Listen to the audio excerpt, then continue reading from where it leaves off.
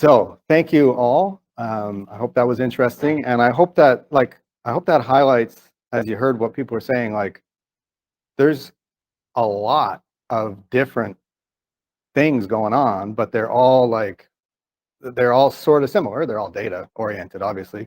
A lot of you in the nonprofit space, a lot of you doing public sector kind of work, a lot of you doing, collecting data, doing reports, like the similar kind of workflows in different domains. It's all, there's a lot, I hope, that you can learn just from each other. I hope you maybe learned a couple of things this morning over breakfast, just chatting with people about what they're doing. And to me, that's was one of the benefits of possibly doing this, because like I work with each of you on whatever we do, so that's great. But what about there's sort of this larger activity of data management in the kinds of spaces and use cases that we have, which all of you are kind of experts on at some level on whatever you're doing. And so, yeah, I just thought at some point we got to break it out from just being me going like this to well, let's just, let's get together and see what happens. So here we are at the Formulize Summit. The Summit. Well, I didn't want to call it a conference or the Formulize meeting or the Formulize, I don't know. So I said Summit. Summit? If you remember those guys, some of you might be too young to remember those guys, but no, not that kind of summit. We're going to have a lot less stress and more fun, I hope. We will have no specific arms reduction targets that we're trying to meet.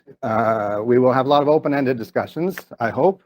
And it's important to note that the washrooms are in the corner around the back there, if you hadn't found them.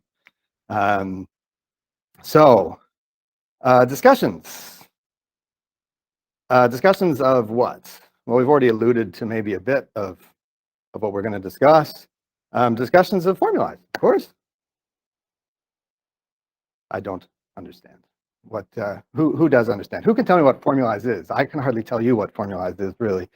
And there's some interesting things about software. Software is completely abstract. It's in your head. What you do on the computer, people talk about the ones and zeros and what the computer is doing, but what is really happening is there's a whole lot of things going on in your head as you conceptualize some task you're trying to accomplish, and you know that if you move the mouse this way and click on this thing, you'll get to the next step in whatever you're trying to do, or you can download the thing or whatever. But it's all in your head. And if you look at all of you using all of the systems you're using, and if you just sort of watch from way back here, it looks exactly the same. You got a keyboard and a mouse and someone staring at a screen, and that's it. It's all the same. So what's different is really what's happening in your head. And to understand software, you kind of got to understand how people conceptualize software. And so this logo here, some of you might recognize. Does anybody recognize that? Can anybody tell me what logo that is? WordPress. And if you don't know what WordPress is, well, the old conventional wisdom used to be, oh, WordPress is for blogs. So we're going to talk about WordPress. Oh yeah, we're talking about blogs. It's websites. It's beyond blogs, but it's easy to understand. Salesforce. A lot of you probably heard of Salesforce. Some of you might even use it. Do you guys have Salesforce or anything? No. Anyway, Salesforce. If you haven't heard of it, you haven't heard of it. But if you have heard of it, you kind of know that it's a CRM. And if that kind of thing is familiar to you, you know what a CRM is. So tell me about Salesforce. Oh, it's a CRM. We all know what that is. We know too well what that is. Zoom, it's for video meetings. So, okay, but what about Formulize? And the thing is, most Formulize users don't use Formulize. They use an activity log or a booking form or a survey or all the different things people have talked about here. That's what they use. That's what you think about. You don't think so much about Formulize. And this is because, as I said it before, we understand what software is based on the work that we use it for. What are we doing with it? So what do you do with Formulize? It's part of what most of you are doing, but what is that? So no one can be told what Formulize is. You have to see it for yourself. That might sound familiar. So we're going to take the red pill and see how deep the rabbit hole goes. So now we come to the perilous live demo part of the evening. Let me pull up this.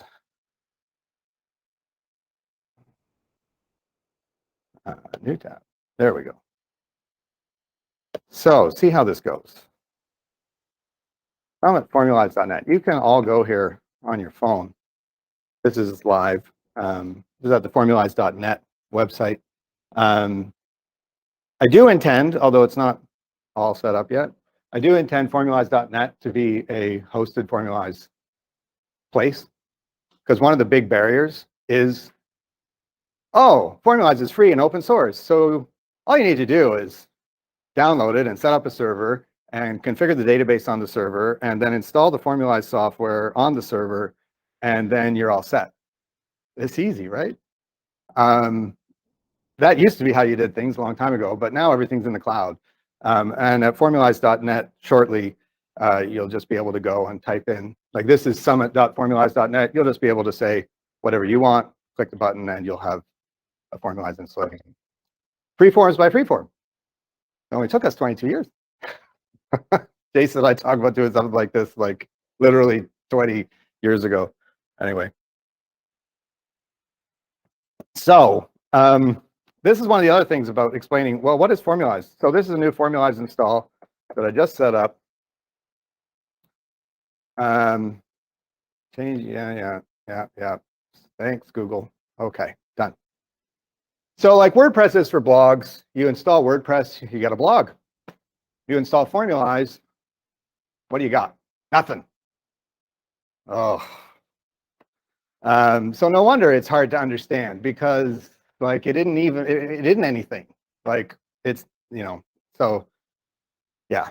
I've talked with various people over the years about like, well, we should have like applications you could just add on when you install it, like set it up and then have a survey ready to go, or have like a poll ready to go, or an activity log, just like, so there's something.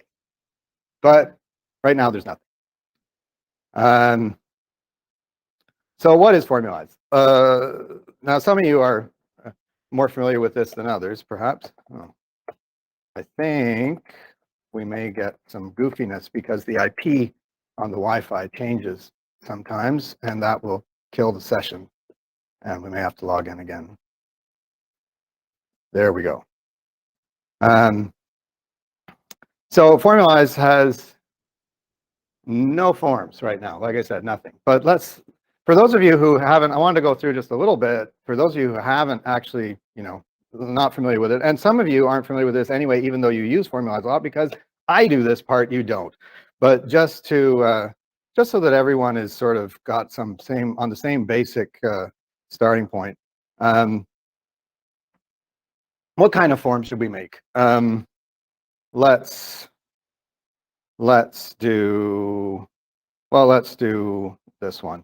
We'll do a cities form. Cities, yay. And now that we made a cities form, we're going to put in a name for the city. Okay, fun so far, right?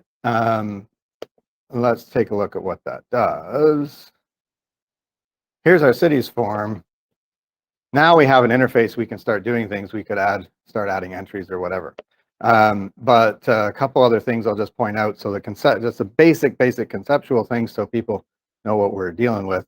You can add all kinds of questions. Obviously, you've all seen the forms. One of the key things is the permission system. So for anybody who's got a registered account, we'll say you can view the form, you can create entries in the form, and you can update entries you've made yourself.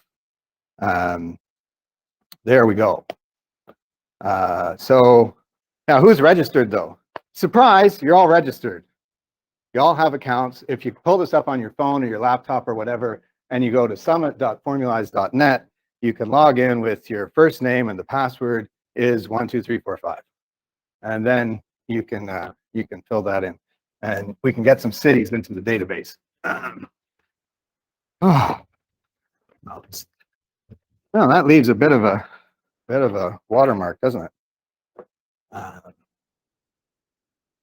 put that up here.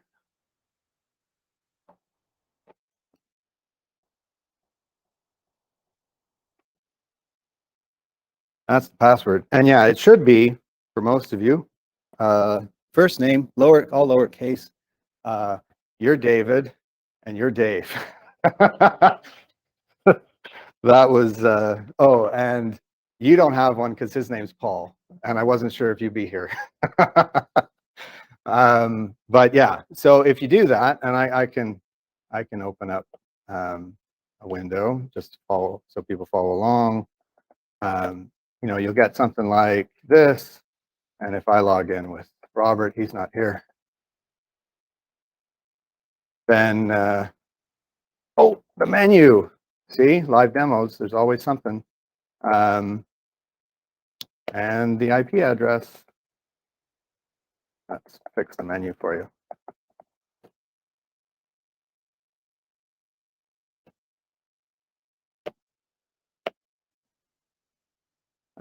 Menu. The password's just numbers. 1, 2, 3, 4, 5. Lowercase. Although actually, I think it might work either way.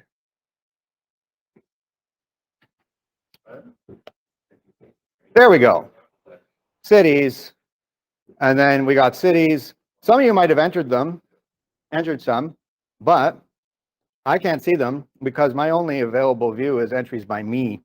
And this gets to some of the heart of, you know, what Formulize is.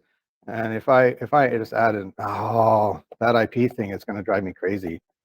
But it's scam. Oh, Andy Ganesh. Did you log in? Did somebody log in as Robert? Or is that Mark? Who did? Who?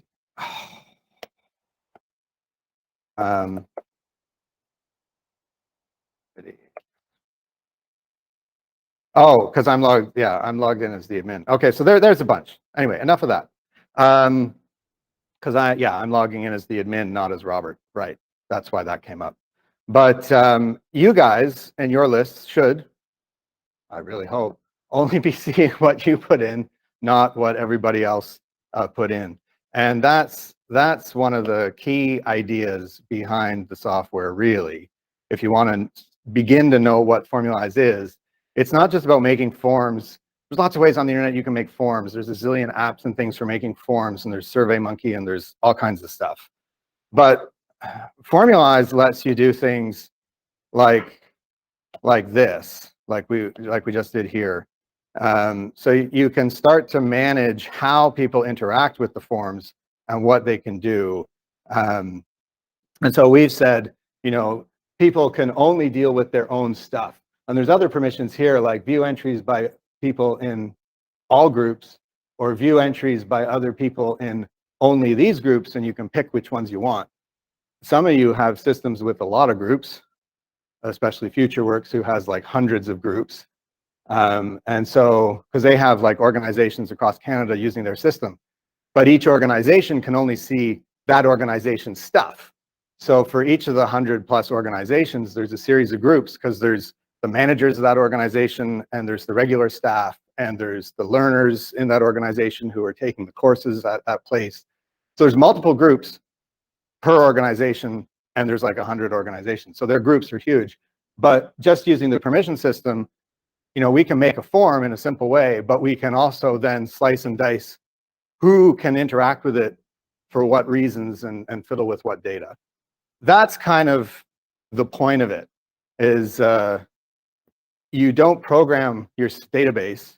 You figure out conceptually in your head, like, what are we going to do? And who's going to do what with this stuff? And then you specify all that here and in other settings. And then the system, quote, just works, because it takes all those settings into account and gives you your database. So we're a little ways down the rabbit hole. We'll go further. How did that all happen?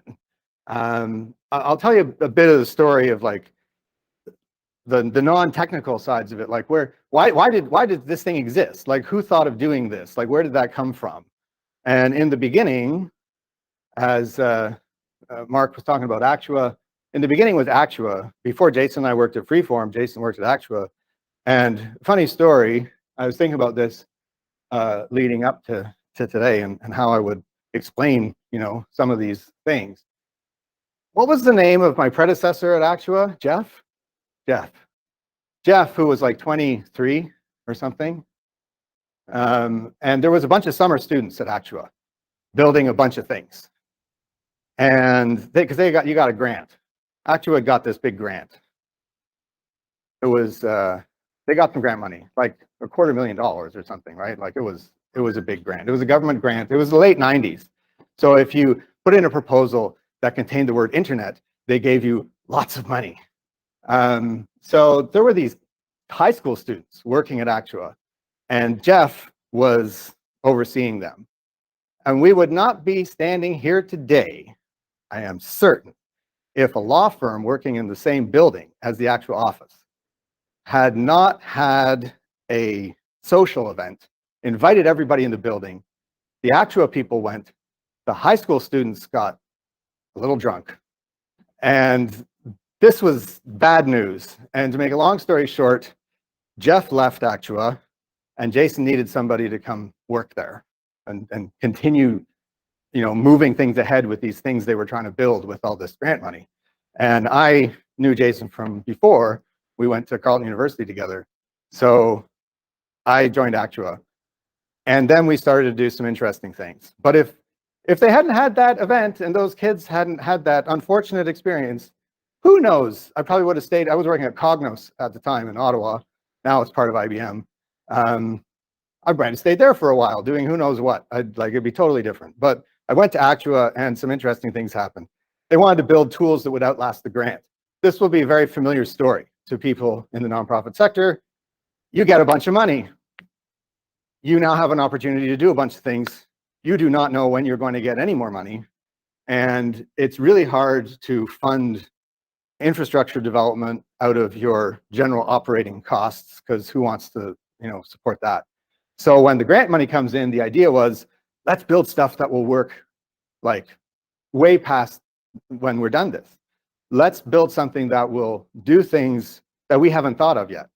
So instead of just building like a community website, that was one of the things we were going to do. Because if you remember back in the 90s, it was like everybody was building like a portal or like an intranet hub or whatever. So we were going to build something like that. But in 3 years or 5 years, what would we want on that website that we couldn't even imagine right now? And that's where some of these ideas about make it configurable. Well, let's build a system, but instead of it being like this kind of form or this kind of interaction, let's actually take a step back and let's build a system where you can do it this way or that way or any way. And then whatever you need right now will pop out of it. And you need something else, then something else will pop out. And let's make it like really configurable. The very first setting that came to mind when then that original system, it's actually still in there.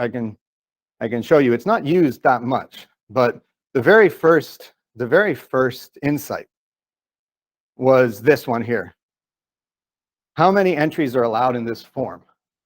1 entry per group, 1 entry per user, or more than 1 entry per user, which is what we use like 90% of the time.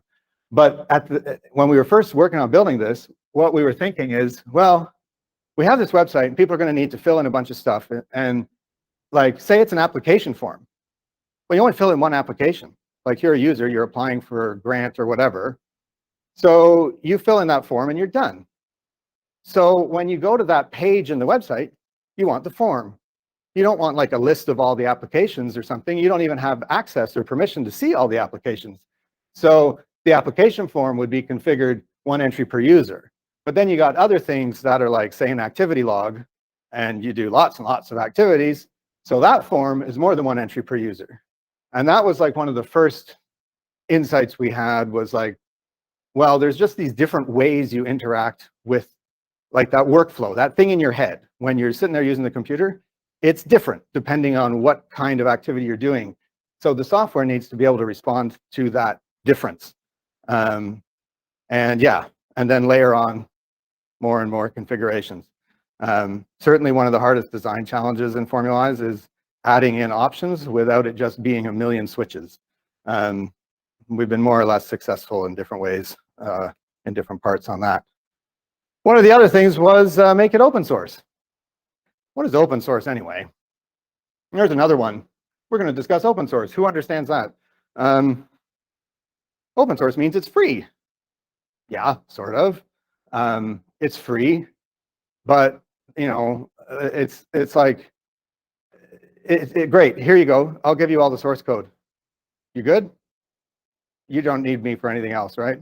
So, like, open source is not, you know, people say, oh, it's free and it's flexible and all this stuff, but what it really means is it's not owned by anybody.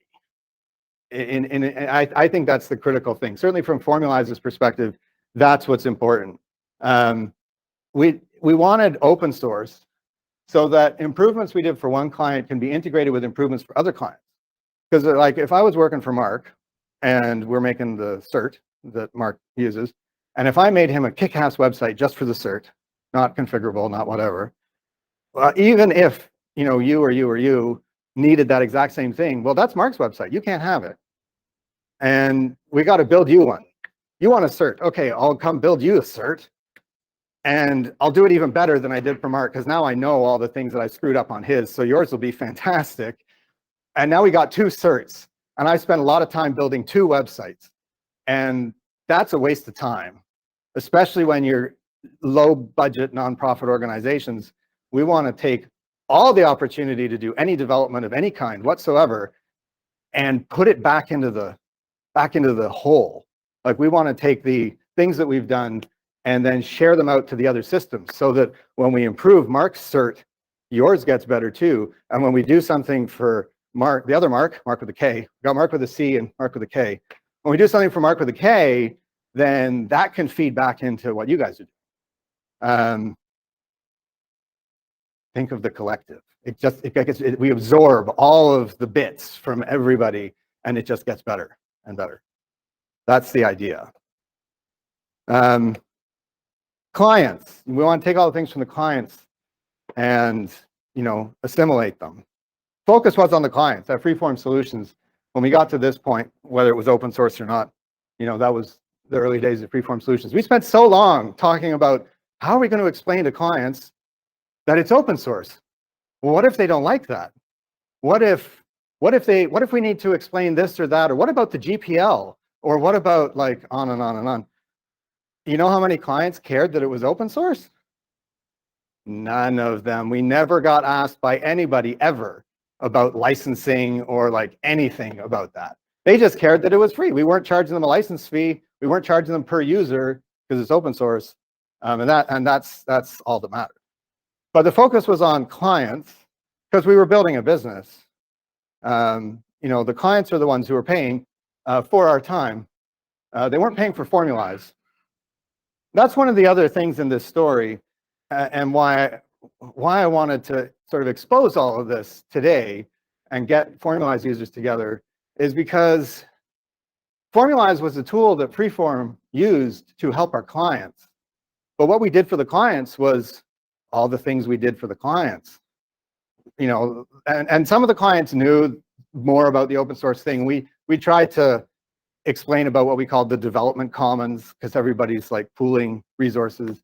But fundamentally, the focus was on clients. We weren't trying to build up an open source project per se, like as a big open source project. It was just very convenient for us, for the business model, that it was open source. And it was very convenient that we could reuse it for all the projects we had. Because as a nonprofit ourselves, Freeform Solutions is a nonprofit. We don't have big investors trying to make big bucks off what we're doing.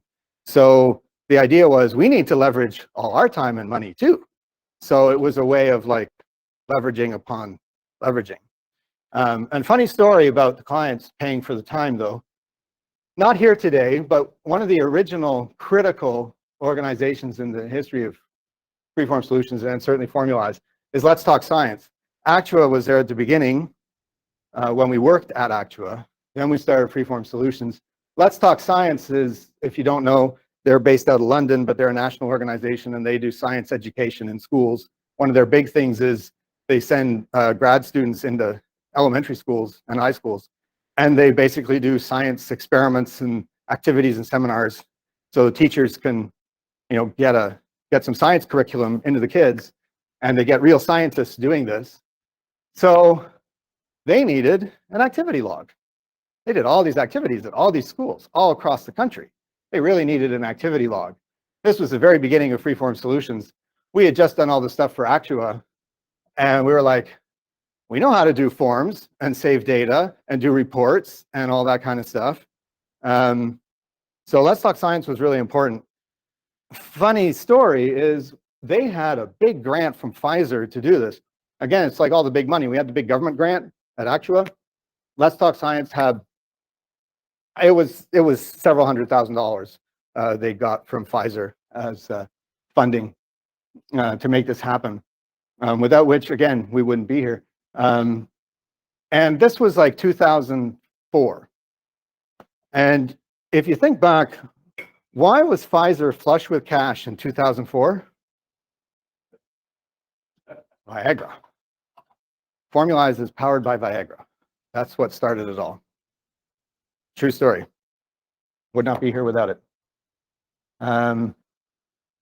So let's think about the users though instead of the clients. Like I've been saying, like there's this whole other thing under the surface of this activity. I've told you how it got started and what the motivations were and a little bit about how it works. But let's think about the users instead of the clients. That's why we're here. And you're all users. If it's not obvious already from everything I've said, you've all contributed to the success of Formulize, for which I am beyond grateful. It is my work and my life at this point. And you have all benefited from the contributions of others. From everybody in this room has contributed in some way or other that you have all benefited from. So, we're here to discuss Formulize. That's what we're here to discuss, I think. Maybe you have lots of other things you want to discuss too. Small group, informal. I'm not going to set a strict agenda. So, not that kind of summit. It's more like that kind of summit, something like that. That's more what we're aiming for. So that's my introduction to what is Formulize. Do you know what Formulize is now? Could someone tell me?